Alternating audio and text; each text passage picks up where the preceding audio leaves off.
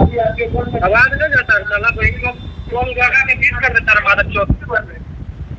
हाँ हेलो आवाज नहीं जा रहा है तुमको, मतलब कॉल रिसीव करके कुछ बोलना नहीं है, मतलब मजाक बना के रखा है।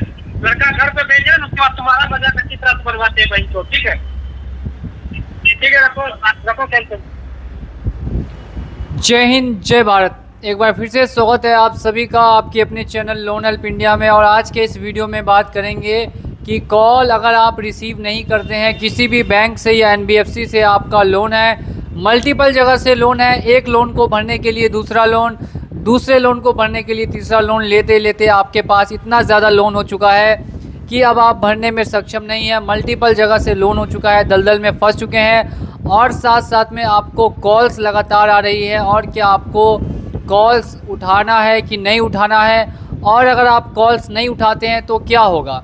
एक बार फिर से स्वागत करता हूं मैं आप सभी का आपके अपने चैनल लोन हेल्प इंडिया पे। और अगर आपने अभी तक चैनल को सब्सक्राइब नहीं किया तो चैनल को सब्सक्राइब करके बेल आइकन को प्रेस कर दीजिए। सबसे पहले हम लोग यहां पे बात करते हैं कि अगर आप लोन का पेमेंट नहीं कर सकते तो क्या सिम बंद करना सही है या सिम बंद करना गलत है। अगर आप अपने सिम को ऑन रखेंगे, अगर आप लगातार कॉल पे बात करेंगे तो वो आपसे अच्छे से बात नहीं करेंगे। 2-4 दिन स्टार्टिंग में आपको समझाएंगे और जब आप पैसा नहीं दे पाते हैं, कितना भी आप समझा लें, कोई भी कारण दे दें, कितनी भी आप मुसीबत में क्यों ना हो, लेकिन वो आपकी बात सुनने के लिए तैयार नहीं होंगे और आपके साथ 110% बदतमीजी ही करेंगे। तो ऐसे केस में अगर आपका लोन डिफ़ॉल्ट होने वाला है या लोन डिफ़ॉल्ट ऑलरेडी हो चुका है तो सबसे पहला जो आपके मन में सवाल होगा वो यही होगा कि क्या हमें कॉल्स को रिसीव करना चाहिए कि कॉल्स को रिसीव नहीं करना चाहिए। तो ध्यान से मेरी बातों को सुनते रहिएगा। अगर आप कॉल्स को रिसीव करते हैं तो क्या होगा, आपको एक बार में एक दिन में 100 कॉल्स आएंगी सबसे पहला यहाँ पे। दूसरा, आप जितने भी कॉल्स का आंसर करेंगे बार बार वो आपसे सेम क्वेश्चन करेंगे कि पैसा आप कब पेमेंट करने वाले हैं, इसका हमें जानकारी प्रोवाइड कीजिए। तीसरी चीज़ ये होगी कि वो आपको मेंटली प्रेशर करेंगे, आपके साथ बदतमीजी करेंगे, आपको गलत बोलेंगे, आपके घर वालों को गलत बोलेंगे, आपको पूरी तरीके से हरास करने की कोशिश करेंगे कॉल्स के ज़रिए। और ये रिकवरी वाले हर एक बैंक के, हर एक एनबीएफसी के ऐसे ही सलूक करते हैं। जी हाँ, आपने बिल्कुल सही सुना। तो कॉल उठाने से यहाँ पर आपको भी समझ में आ रहा होगा कि आप अगर कॉल को उठाते हैं तो नुकसान आपका ही होना है। तो इससे सबसे बढ़िया उपाय क्या है कि आप कॉल को रिसीव ना करें। और 95% लोग जो हमें फॉलो करते हैं वो इसी चीज़ पर काम कर रहे हैं, किसी भी तरीके से कॉल को रिसीव नहीं करते हैं या कॉल का कोई जवाब नहीं देते हैं, क्योंकि उनको पहले से पता है कि अगर हम कॉल का जवाब देंगे भी तो इससे कोई फ़र्क नहीं पड़ेगा, उल्टा वो हमारे ऊपर प्रेशर ही बनाएंगे, हमें टेंशन देंगे, रात में नींद नहीं आएगी, दिन में भूख नहीं लगेगी, दिन भर सिर्फ लोन का टेंशन लेके घूमते रहेंगे।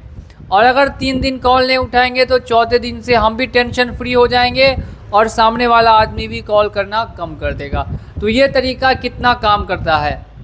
100% ये तरीका काम करता है। अगर आप गलती से या जानबूझ के तो कभी भी लोन का डिफ़ॉल्ट नहीं करें, लेकिन अगर आप डिफ़ॉल्ट कर चुके हैं, कोई ऐसी कंडीशन आपके साथ आ गई जिस वजह से आप पैसा नहीं दे पा रहे हैं, तो ये जानकारी आपके लिए बहुत ही महत्वपूर्ण है कि कॉल्स को रिसीव करने से आपके ऊपर एक तरीके का दबाव बनाया जाएगा। तो इस दबाव से बनने का बचने का सबसे बढ़िया क्या उपाय है? तो दबाव से बचने का जो सबसे बढ़िया उपाय है वो सीधे सीधे आपके सामने है कि आपको कॉल्स को रिसीव नहीं करना है, कॉल्स का आंसर नहीं देना। क्या कॉल को नहीं रिसीव करने पे या आंसर नहीं देने पर कंपनी या बैंक आपके ऊपर केस कर सकती है? तो अगर आपने पर्सनल लोन लिया है और पर्सनल लोन लेकर आप डिफ़ॉल्ट कर रहे हैं तो बैंक या कंपनी कॉल ना उठाने को लेकर आपके ऊपर कभी भी FIR नहीं दर्ज करवा सकती है। ये सिर्फ आप लोगों का मिसकंसेप्शन है या कंपनी ने आपको डरा के रखा है कि वो आपके ऊपर केस कर देगी, लेकिन ऐसा कुछ भी नहीं होगा। तो सभी दोस्तों से मैं ये निवेदन करना चाहूँगा जो भी हमें फॉलो करते हैं कि आप कॉल्स का टेंशन बिल्कुल भी नहीं लें। अगर वो आपको कॉल्स करते हैं और वो हरेस करते हैं, आपको परेशान करते हैं कॉल करके, तो ऐसी कंडीशन में आप कॉल्स को उठाना हमेशा हमेशा के लिए बंद कर सकते हैं।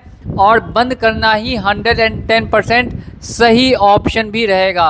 और आपकी क्या राय है वो आप कमेंट सेक्शन में ज़रूर बताएंगे। और 30 दिनों के अंदर में आपको फ़र्क देखने के लिए मिलेगा कि क्या फ़र्क पड़ता है कॉल्स का। इन कॉल्स से आपके ऊपर जो दबाव बनेगा वो आप कैरी नहीं कर पाएंगे, क्योंकि हर कोई कैरी नहीं कर पाता। एक तरीके का ये मेंटल प्रेशर क्रिएट करते हैं कॉल्स करके। जैसा कि आप सुन सकते हैं, मैंने आपको स्टार्टिंग में ही एक ऑडियो सुनाया था रिकवरी एजेंट का। ये सिर्फ एक एग्ज़ाम्पल है। ऐसे लाखों ऑडियो मेरे फ़ोन में रखे हुए हैं जिसमें रिकवरी वाले बहुत बदतमीज़ तरीके से घर वालों को और आपको और बाकी जिन्होंने भी लोन डिफ़ॉल्ट किया उनको क्या कुछ नहीं बोलते, चोर बोलते हैं, डकैत बोलते हैं और भी बहुत सारी चीज़ें बोलते हैं। लेकिन आपको इस समय जवाब ना देकर आपको शांति से कॉल को रख देना है और इन सभी चीज़ों को भूलकर अपने काम में व्यस्त हो जाना है। ज़्यादा से ज़्यादा कोशिश कीजिए कि आप अपने कामों में व्यस्त होकर और अपने कामों को अंजाम दीजिए, और जैसे ही पैसा आपके पास आए आप इनका लोन हमेशा हमेशा के लिए क्लोज़ करने की कोशिश कीजिए। तो ये उन सभी लोगों के लिए ये बहुत बड़ी एडवाइस थी, सजेशन था, जिन्होंने लोन लेकर रखा है। और आप सभी कमेंट में बताना नहीं भूलेंगे कि क्या आप आज के बाद कभी इनका कॉल उठाने वाले हैं कि नहीं उठाने वाले हैं। चलिए चलता हूँ आज के इस वीडियो में और मिलूँगा आप लोगों से अगली वीडियो में बहुत ही जल्द। जय हिंद, जय भारत।